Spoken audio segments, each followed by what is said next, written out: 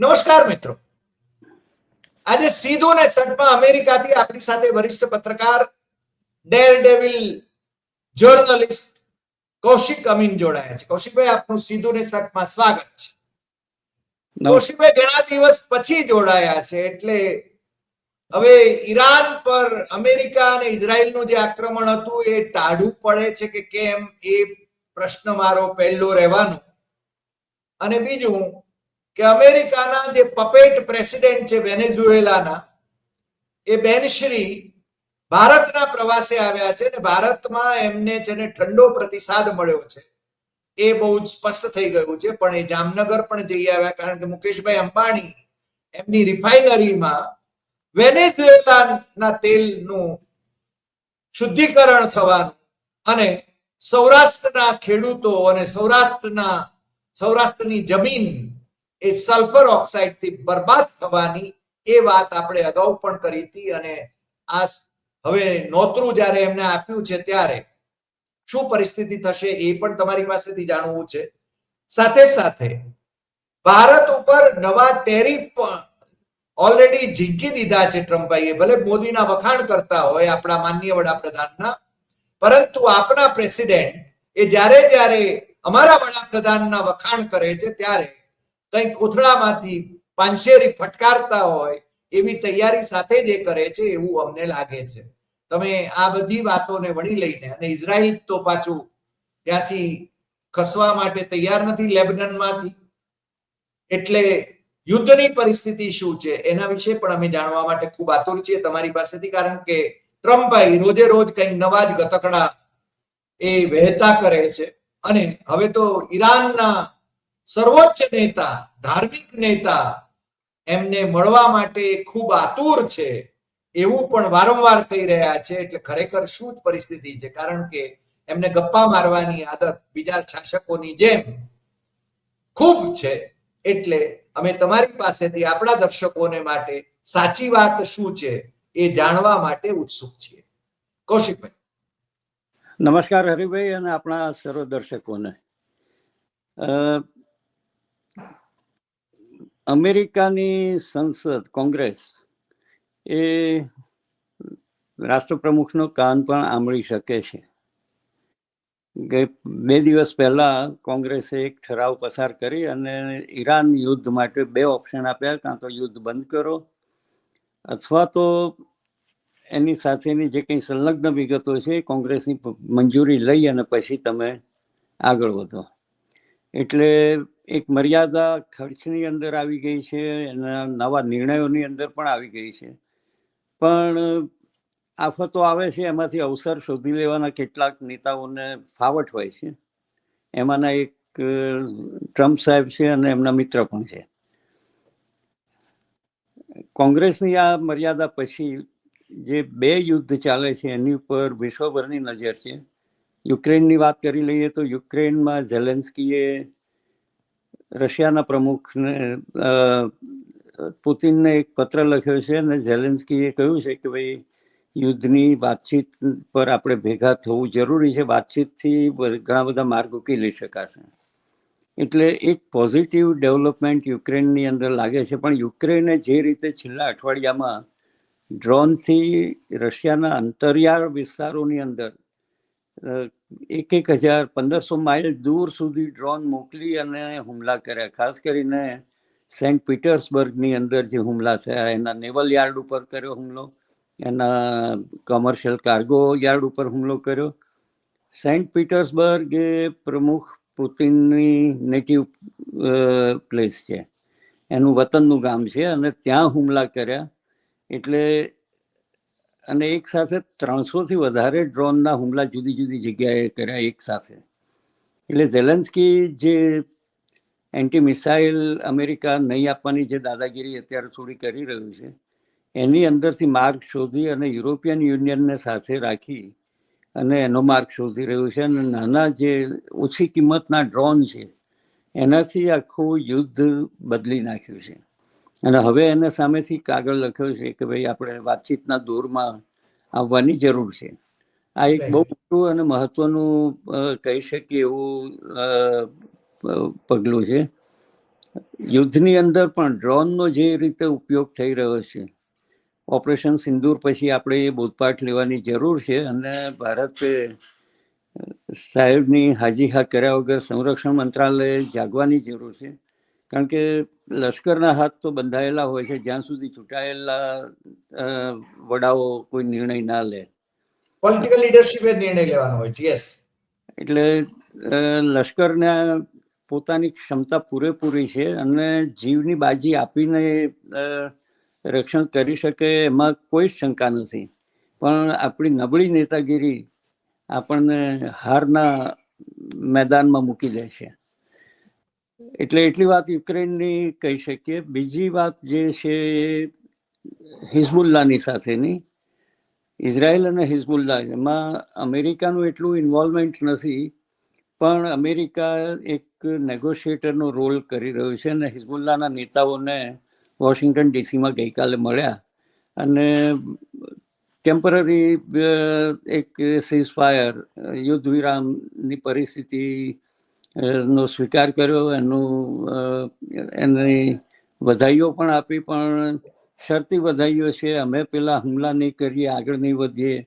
બંને પક્ષે ground level ઉપર અમે અમારી પરિસ્થિતિ ચાલુ રાખીશું. હિઝબુલ્લાને માટે એવી દક્ષિણ લેબેનોનના જે એરિયા છે એ ઇઝરાયલને જોઈએ છે. એ ખાલી કરીને સેટલર્સને ત્યાં વસાવવા માંગે છે. વેસ્ટ બેંકની સાથેના એરિયામાં, નદીની નીચેનો એરિયા જે ઇઝરાયલને અડીને છે. અને ગાઝા અને લેબનોન, આ બંને વિસ્તારની અંદર ટ્રમ્પના જમાઈ સાહેબનો પણ ઇન્ટરેસ્ટ છે. સ્પેનિશ રિવેરા બનાવવો છે અને વધારે જોઈશ બેકઅપ જે ત્યાં થાય તો સલામતીનું એમનું એક રીઝન, એક કારણ વધે છે. એટલે આ યુદ્ધ હિઝબુલ્લા સાથેનું જ્યાં સુધી દક્ષિણનો વિસ્તાર ખાલી નહીં કરે, કારણ કે વિસ્તારવાદ, ઇઝરાયલ હવે એક કચ્છ જિલ્લા જેટલો પ્રદેશ છે એને હવે વસ્તી વધારાને કારણે થોડી વધારે જગ્યાઓની જરૂર છે. ટુરિસ્ટ આકર્ષણો કરવા છે, કારણ કે ત્યાં જે એગ્રીકલ્ચર અને બીજી રિલેટેડ વસ્તુઓ હતી અને ઘણા બધા ઇઝરાયેલી નાગરિકો દેશ છોડીને જઈ રહ્યા છે. એટલે એની અંદર એના અસ્તિત્વને ટકાવવાનું. પણ આ અઠવાડિયાની અંદર ટ્રમ્પે પેટ ભરીને ગાળો ફોન ઉપર નેતાન્યાહુને કહી અને હદ બહારની વર્ણવી ના શકાય એવા શબ્દોમાં કહી, એ પણ એક ઉલ્લેખનીય છે. અને પછી કે જે પરિવારમાં અંગત વાતો થાય ત્યારે આવા શબ્દોનો પ્રયોગ એ સામાન્ય છે. નેતાન્યાહુને લતાડ્યા રીતસર અને નેતાન્યાહુ સાંભળી રહ્યા. નેતાન્યાહુએ પણ કોઈ રિએક્શન આપ્યું નથી. એટલે ઇઝરાયલની અંદર જે કંઈ પરિસ્થિતિ છે, પણ ઇઝરાયલની સ્પષ્ટ દાનત એ છે કોઈ પણ ભોગે ઈરાનનું યુદ્ધ અટકવું નહીં જોઈએ. એટલે આ પરિસ્થિતિની અંદર ઈરાન સાથે જે રોજે રોજ અમારા રાષ્ટ્રપ્રમુખની એક સારી ટેવ છે કે દિવસમાં એકાદ બે વખત પ્રેસને સીધું સંબોધન કરે છે. અને એ પ્રેસની અંદર પત્રકારો ભલે CNN અને ન્યુયોર્ક ટાઈમ્સ ચોર છે, બદમાશ છે, બધી ગાળો પણ દેતા હોય છે, પણ એ છતાં એ લોકો હાજર હોય છે અને એમને તીક્ષ્ણ સવાલો પૂછે છે. અને એમાં એક સવાલ એમને ગઈકાલે પૂછ્યો કે ભાઈ તમે ઈરાનના વડાને મળશો કે કેમ? તો એને કહ્યું કે હા, હું એને આનો જો સારો એક સારાંશ નક્કી થાય ઈરાન યુદ્ધ અટકવાનો, અને જે લોકો જે હોર્મુઝ ખાડીને ઓપન કરવાની વાત કરે છે, યુરેનિયમ અમને આપી દેવાની વાત કરે છે અને વધારે એનરીચ નહીં કરીએ, અણુબોમ્બ નહીં બનાવીએ, આ બધી શરતોનો સ્વીકાર કરે છે. એ ટ્રમ્પના શબ્દો છે. આવી કોઈ શરત ઈરાને હજી સુધી સ્વીકારી નથી. પણ આ બધી શરતોની સાથે એ કહે છે કે જો ખામેની મને મળવાની ઈચ્છા વ્યક્ત કરશે તો હું ચોક્કસ એને માન સન્માન સાથે મળીશ. ક્યાં કેવી રીતે મળશે ખબર નહીં, અમેરિકામાં આવકારશે કે કેમ ખબર નથી. અને ઈરાનિયન જે રીતની આ પ્રજા છે, હું માનું છું કે એના બાપના હત્યારાને એ કેવી રીતે મળશે એ તો સમય કહેશે. અને મળે તો એની ખેલદિલીનો સ્વીકાર પણ કરવો જોઈએ. એ ખીલદિલી રાખીને. પણ ઈરાન અત્યારે અમેરિકાને ભારે પડી રહ્યું છે, આ એક ચોક્કસ વાત છે. વાતચીતનો દોર રોજે રોજ લંબાય છે, રોજે રોજ સીઝફાયરના સમયો બદલાય છે, પણ હોર્મુઝની ખાડીમાંથી દરિયાઈ સુરંગો જે બોમ્બ બિછાવેલા છે એમને,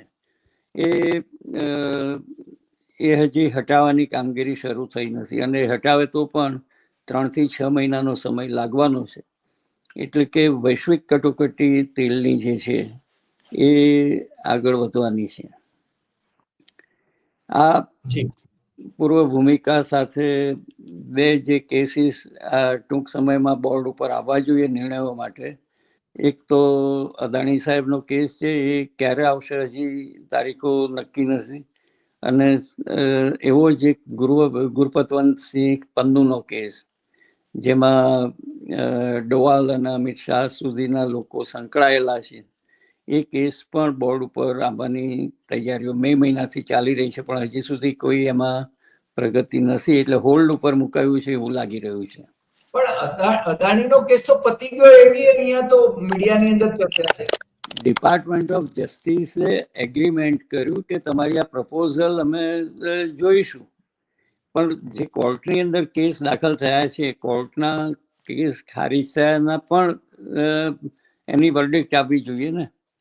કેસ પાછો ખેંચાય અથવા તો કોઈ કેસ ખારીજ થાય છે, કોર્ટ કાઢી નાખે છે, કે ટ્રમ્પના 34 કાઉન્ટની અંદર ગુનેગાર સાબિત થયા ક્રિમિનલ, તો એની અંદર કોર્ટે જતા કર્યા એવો પણ ચુકાદો આપ્યો. એટલે જ્યાં સુધી કોર્ટનું પેપર સહીને આવે નહીં ત્યાં સુધી આ બધી હવે હવાઈની વાતો છે. 57મું રાજ્ય અમે કહીએ છીએ ભારતને, એટલે ગવર્નર મોદી, વડાપ્રધાન તો કેવી રીતે કહેવાય અમારાથી હવે. એટલે એમના આદેશ અહીંયાથી આઈ ઓબ્જેક્ટ ટુ, મારા માનનીય વડાપ્રધાન છે અને અમે સાર્વભૌમત્વ રાષ્ટ્ર છીએ કૌશિકભાઈ. એવું લાગે એટલે તમે 57મું રાજ્ય ભલે કહેતા હોય ભારતને, અમે ભારત છે ને એ સોવરિન દેશ છે અને અમારા માનનીય વડાપ્રધાન છે, ભલે એમની સાથે મતભેદ હોય તો પણ. ના, પણ એ પ્લીઝ 56ની છાતી રાખીને કહે ને કે અમે સાર્વભૌમત્વ છીએ, એ નિવેદન તમારી પાસેથી નહીં, વડાપ્રધાન પાસેથી આપવું જોઈએ. અમે નાગરિકો છીએ અને નાગરિકો અમે છે ને અમેરિકાના ખંડિયા રાજ તરીકે અમારા દેશને સ્વીકારવા તૈયાર નથી. સાહેબ, એ વડાપ્રધાન અથવા રાષ્ટ્રપતિએ કહેવું જોઈએ. એટલે વડાપ્રધાન તો મૌની બાબા છે, બિચારા મૌની બાબા છે. માનનીય મોદીજી તો મૌની બાબા છે, સગવડિયા. હા, સગવડિયા. પણ અમેરિકાના આદેશથી માર્કો રૂબિયો જે રીતે આવીને કહી ગયા, 3 દિવસની એમની હનીમૂન યાત્રા પર આવ્યા, ટેરિફની વાતો કરી, અને સાથે છેલ્લે કહેતા ગયા કે અમે વેનેઝુએલાના કાર્યકારી પ્રમુખને તમારે ત્યાં મોકલીએ છીએ. ભલે તમે ઠંડો આવકાર આપ્યો, હૈદરાબાદ ભવનની અંદર વડાપ્રધાન જઈને મળે છે એમને, અને ફોટો સેશન સારી રહી. કોઈ નિવેદનો, આમે પ્રેસ કોન્ફરન્સ કે નિવેદનો આવતા નથી. અને પછી ગુજરાતની મુલાકાતે આવે છે, કારણ કે વેનેઝુએલાનું તેલ મોટાભાગે રિલાયન્સ ખરીદવાનું છે, પણ ત્યાં પણ કોઈ ગુજરાત સરકારના અધિકારીઓ સિવાય કોઈ ચૂંટાયેલી પાંખના પ્રતિનિધિઓ ત્યાં હાજર નહોતા, અને મુકેશભાઈ પણ ત્યાં હાજર નહોતા. એવું લાગી રહ્યું છે કે એમની તસવીરો મળતી નથી. પણ વેનેઝુએલાનું તેલ જે છે એ 4થી કક્ષાનું, એટલે ડાઉન ગ્રેડનું ઓઇલ ગણાય છે. અને સલ્ફર એમાં વધારે આવે છે, સલ્ફર વધારે આવે છે. ગિરીશભાઈ આપની સાથેના એપિસોડમાં એનું સાયન્ટિફિક વિશ્લેષણ પણ કરેલું. એટલે એ પ્રોસેસ દુનિયાની ઘણી ગાંઠી રિફાઇનરીઓ પાસે છે, એમાંની એક રિલાયન્સ સૌથી મોટી રિફાઇનરી છે. અને જામનગરના રહેવાસીઓ માટે ચિંતાનો વિષય ભવિષ્યમાં એ થવાનો છે કે દાખલા તરીકે પિરોટન બેટને નેશનલ પાર્ક તરીકે જાહેર કર્યો છે, તો પિરોટન બેટની હાલત શું થવાની છે? આમ તો પરિમલભાઈનું ત્યાં સુવાંગ રાજ્ય ચાલે છે, પરિમલ નથવાણીનું, એટલે પાંદડું પણ એમની મરજી વગર હાલે એમ નથી. મુકેશભાઈને પણ ત્યાં પૂછીને આવવું પડે એવી પરિસ્થિતિ એમને ઊભી કરેલી. એટલે પિરોટન બેટની અંદર ત્યાંના એક્ટિવિસ્ટોએ નજર રાખવાની જરૂર ચોક્કસ છે. કારણ કે લઈને ગઈ ભૂત ખોવાઈ ખસમ જેવી વાત આમાં સરવાળે સાબિત થવાની છે. દરિયાઈ પર પોલ્યુશન અને નદી કિનારાના જે પોલ્યુશન છે એની અંદર ભારે નુકસાની આનાથી થવાની છે સલ્ફરના કારણે. ઓલરેડી મુન્દ્રાની આજુબાજુની આસપાસ આ પરિસ્થિતિ થઈ છે. મુન્દ્રાની વાત કરીએ તો ખાવડાના સોલાર પ્લાન્ટ માટે પણ એક ચિંતા ઉપજાવે એવા જે સમાચાર છે. રાજસ્થાનની અંદર તાજેતરમાં જે ધૂળની ડમરી સાથેનું વાવાઝોડું આવ્યું એમાં રાજસ્થાનનો સૌથી મોટો સોલાર પ્લાન્ટ ઉડી ગયો. લગભગ 86 લાખ વૃક્ષો કાપીને એ પ્લાન્ટને લગાવવામાં આવ્યો હતો અને એ વૃક્ષો ધૂળની ડમરીને રોકી શકે એમ હતા. એ રોકાઈ નહીં અને જેને કારણે જે ખાના ખરાબી થઈ છે ભારતની અંદર એ વિડીયો તો ભાગ્યે જ કોઈ ઘણા કાંઠે ચેનલોએ બતાવ્યા છે. મેઇન સ્ટ્રીમ મીડિયાએ બતાવ્યું નથી. રાજસ્થાનના ન્યૂઝપેપરોએ એની નોંધ લઈને કોઈ સમાચારો પ્રગટ કર્યા હોય. એટલે મેં પણ એ વિડીયો નથી જોયો, સાચી વાત કહું તો. હા, એટલે એ ખરેખર ચિંતા ઉપજાવે એવા સમાચાર છે. પર્યાવરણની જે વાતો કરીએ છીએ એટલે પિરોટનની વાત પણ કરવી જોઈએ, રાજસ્થાનની સોલાર પ્લાન્ટની વાત કરવી જોઈએ.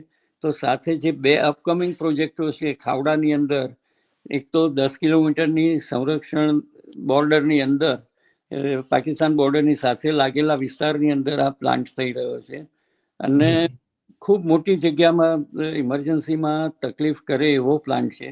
અને એને કારણે ખેડૂતોને જે ગુજરાત, સૌરાષ્ટ્ર, કચ્છ એ ગામોની અંદર જે રીતે બદમાશીથી પાવર લાઈનોની વાત ચાલી રહી છે, કારણ કે એક થાંભલો લગભગ 165 ચોરસ મીટર જેટલી જગ્યા રોકે છે. નવી ટેકનોલોજી પણ અત્યારે ગેલ્વેનાઇઝ્ડ પતરાના જે ગોળ થાંભલા બને છે એ લગભગ 10 ચોરસ મીટરની અંદર આવી જાય એવી જગ્યાઓની અંદર આપણે એક એપિસોડ કરવાની વાત થઈ છે. હા, અલગ એપિસોડ કરવાની. હા, અને ખરેખર તો આપણું સાયન્સ, ડિફેન્સનું અને ઈસરો જેવી સંસ્થાઓ પાસે એટલી સરસ ટેકનોલોજી છે કે ટેસ્લાની થિયરી, જે ટ્રાન્સમિશન માટે વાયરલેસ ટ્રાન્સમિશન ઇલેક્ટ્રિસિટીનો, નિકોલા ટેસ્લા એ જાણીતો સાયન્ટિસ્ટ થઈ ગયો. એમ કહેવાય છે કે એને ખૂબ જ ખંધાઈથી એને દૂર કરી દેવાયો, કારણ કે નહીં તો વીજળી મફત લોકોને મળતી થઈ જતે.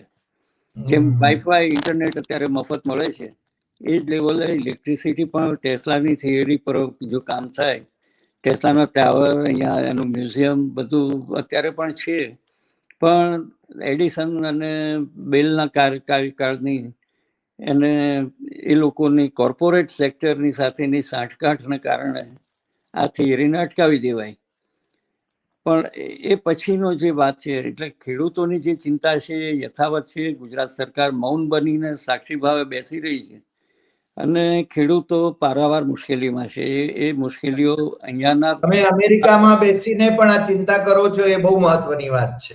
ના, અહીંયાના અખબારોમાં પણ એની અલબ જલબ નોંધ નાના પણ સમાચારોમાં આવે છે.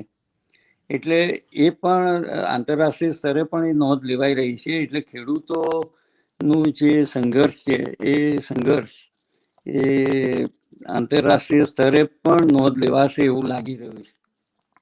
અને છેલ્લે મને ટેરિફ વિશે આપ જણાવો, શું પરિસ્થિતિ છે? એની પહેલા જે છેલ્લો એક પર્યાવરણને લગતો જે પ્રશ્ન છે એ છે નિકોબાર આઇલેન્ડનો. નિકોબાર આઇલેન્ડમાં રાહુલ ગાંધી 2-5 વખત, મને લાગે 3 વખત મુલાકાતો લઈ આવ્યા છે અને એની જે કુદરતી સૌંદર્ય છે, એની જે ઇમ્પોર્ટન્સ છે એ બધું સમજાવવાનો પ્રયત્ન કરી રહ્યા છે. પણ એ રણનીતિનો એક ભાગ છે અને આંતરરાષ્ટ્રીય સ્તરે એક ઉપયોગી બાબત બની રહેવાની છે. પણ એ પ્રજાનું અને એની અંદર લાખો વૃક્ષો, પણ વર્ષો, હજારો વર્ષ જૂના વૃક્ષોનો છેદ ઉડવાનો છે. એટલે ઘણી બધી ગંભીર પરિસ્થિતિ પર્યાવરણની અંદર ભારતની અંદર છે. પાણીની પરિસ્થિતિ દિલ્હીની અંદર જો હોય તો દિલ્હીની પરિસ્થિતિ એ દેશભરની અંદર પણ પરિસ્થિતિ છે. ઘણા બધા પૈસા વરસાદ ખેંચાઈ રહ્યો છે, ક્યાંક વધારે પડે છે. અલ નીનોની પણ એક ફેવરવાળી વાત કરે છે. રિઝર્વ બેંકના ગવર્નર એ વાત કરે છે. અને ભારત માટે સારું વર્ષ થવાનું છે. ભારત માલામાલ થઈ જશે. રૂપિયો 84 પૈસા ઓછો થઈ ગયો, પણ 95 ની નીચે ગયો નથી. ટેરિફની વાત છે. ટેરિફની વાત છેલ્લા એક સપ્તાહથી અમેરિકાની ટીમ ભારતમાં પડાવ નાખીને બેઠી છે. પણ એ ત્રીજી કે ચોથી કક્ષાના લોકોની સાથેની વાતચીત છે, જેની અંદર આપણા માંધાતા મહાનુભાવો પિયુષ ગોયલ છે, સીતારામન છે, આ લોકો વાતચીતમાં સમય બરબાદ કરી રહ્યા છે એમ તો નહીં કહું, પણ કંઈક ઉકાળી રહ્યા છે. પણ સરવાળે જે બે મુદ્દાઓ ટેરિફની અંદર આવ્યા છે, 12.5%ની ધમકી સામે પાકિસ્તાનને 10%ની અંદર ટેરિફ નાખવાની વાત કરી, એ ધમકીનું પાછળના કારણો જોવાની જરૂર છે. 12.5%ની ધમકી એટલા માટે આપી કે ચાઇલ્ડ લેબર આપણે ત્યાં પ્રતિબંધિત નથી, અથવા તો જે માલ આપણે આયાતી કરીને, કારણ કે ભારત એ મેન્યુફેક્ચરિંગ દેશ નથી ગણતા, ભારતને એસેમ્બલીનો દેશ ગણાય છે. ઇન ઇન્ડિયા નહીં, પણ એસેમ્બલ ઇન ઇન્ડિયા, આ ડેફિનેશનને અહીંયા ટેરિફ માટે સ્વીકારી છે. એટલે એ લોકો એમ કહે છે કે જે દેશમાંથી આયાત થાય છે ત્યાંના ચાઇલ્ડ લેબરના નિયમો, એનું પાલન થતું નથી ને એ માલનો તમે ઉપયોગ કરો છો એટલે 2.5%ની પેનલ્ટી તમને વધારે આપવી પડે છે. પાકિસ્તાનની અંદર ચાઇલ્ડ લેબરના નિયમો ખૂબ કડક છે. પાકિસ્તાનને ભલે આપણે ડાઉનગ્રેડેડ કન્ટ્રી ગણીએ, પણ પાકિસ્તાન જે રીતે એનું કદ વધારી રહ્યું છે એ ભારતે ખરેખર થોડું જોવાની જરૂર છે. ભારત આપણા પડોશી દેશો સાથે, નેપાલ સાથે પ્રયત્ન કરી રહ્યા છે, પણ એ જુનિયર સેક્રેટરી લેવલે વાતચીત ચાલી રહી છે. એટલે એના પરિણામો લાંબા ગાળે મળે ખરા, પણ તત્કાળ જે કંઈ રાહતો મળવી જોઈએ એ મળવાની નથી. એટલે ટેરિફની અંદર 12.5% આપણે સ્વીકારવું પડે. સહી કરી નથી એટલો જ એક ફાયદો થયો છે. અને ટેરિફ હજી નજીકના ભવિષ્યમાં એનો ઉકેલ આવે એવું લાગતું નથી. ત્યાં સુધી 10%, 12.5%ની જે ટેરિફ છે એ કદાચ ઇમ્પોઝ થશે તો નવાઈ નહીં. જી કૌશિકભાઈ, આજે ઘણા બધા વિષયો પર આપણે વાત કરી અને આપણા દર્શકોને જણાવ્યું, એ બદલ આપનો ખૂબ ખૂબ આભાર. ફરી મળીશું નવા એપિસોડમાં નવા વિષય સાથે. નમસ્કાર. નમસ્કાર.